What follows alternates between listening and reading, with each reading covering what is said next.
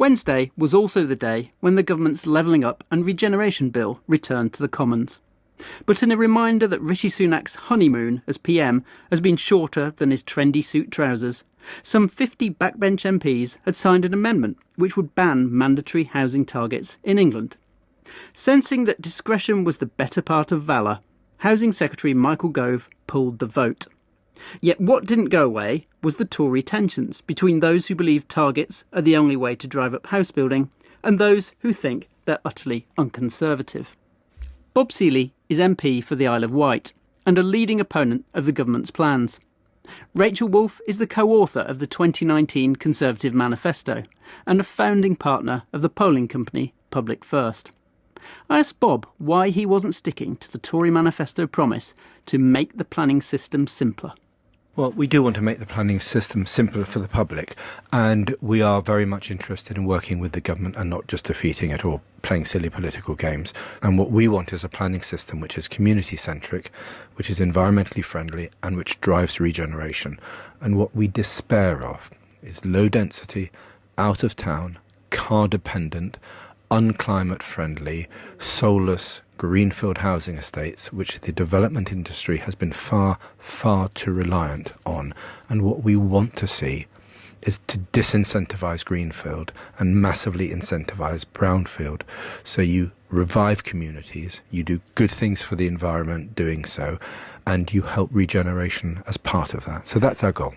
Rachel, as co-author of that manifesto, do you feel disappointed that so many Tory MPs are on the warpath right now? Your co-author of the manifesto, Robert Colville, this week described the Rebel Amendment as selfish and wicked and said it would deter anyone under 40 from wanting to vote Conservative. I mean, do you want to explain why you think central housing targets are necessary? It was pretty clear in the manifesto that housing targets were going to happen and we were going to build more homes. And at the moment, we don't have, in the absence of housing targets, a good enough plan to do that. So that's a basic manifesto commitment that we're not keeping. More broadly than that, we have a huge long-term problem in this country. If you look sort of 30 years ago or so, about half of 25 to 34-year-olds owned a home. Now it's 28%. You talk to any young people in this country and they feel that this government isn't working for them. It has no long-term offer for them in a way that if you'd asked young people during the Thatcher era or sort of a couple of decades ago, they would, or more of them would. So we have to be able to build enough homes so that people can have a decent life. I think the challenge with saying, let's not have housing targets, let's just focus on brownfield, let's densify. And I have a lot of sympathy with all of that. We've all seen sort of housing developments that we find unbearable. There's no evidence that it's enough. It's usually more expensive to build on brownfield. And also, some of the MPs at least who were behind this potential rebellion have campaigned against brownfield sites in their constituency. So we have to be able to say where these houses are going to go. Bob, that's a good point, isn't it? Yeah, they're very good points. I don't want to sound flippant, but 4-bedroom detached houses on greenfield sites which are car-dependent, miles from anywhere, is not going to help young people onto the housing market. That's the first problem. And Rachel, why you have so many people who are so fuming about this in places like Kent and Essex and Hampshire is because you get these great greenfield sites plonked next to villages. It winds up the old folks there because it ruins their view. They think it damages their community. And young people can't afford the houses there because effectively they're built for people sort of trying to leave London and trading out of London onto these new communities. Another answer I would give is that one of our amendments is to look at driving the housing market, to simplify our housing market. Another of our amendments is to have a use it or lose it rule for developers, because as you know as well as I do, the reason why we're not building in this country is not because of councils not passing things, because councils pass 80% of permissions. And it's not because of pesky NIMBYs blocking everything.